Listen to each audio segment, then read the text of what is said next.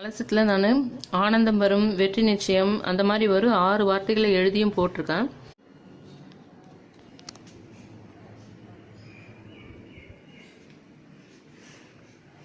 அட்சய திருதி அன்னைக்காக வேண்டி நான் சொல்லியிருந்தேன் 3 குடத்துலன்னு சொல்லிட்டு. இதில் வந்து ஒன்று மட்டும் கலசம் வச்சுட்டு, இன்னத்தில் உப்பு, மஞ்சள், கிழங்கு மஞ்சள் அதெல்லாம் போட்டு ஒன்று, இன்னத்தில் அகசியருக்கு லோபமுத்திரையம்மான்னு சொல்லிட்டு தண்ணி ஊற்றி வச்சு அது மேலே தான் கை மூடிக்கிட்டு லைஃப்பில் நடந்த முக்கியமான நல்ல விஷயங்களை மட்டும் கை மூடிக்கிட்டு சொல்லியிருந்தேன்.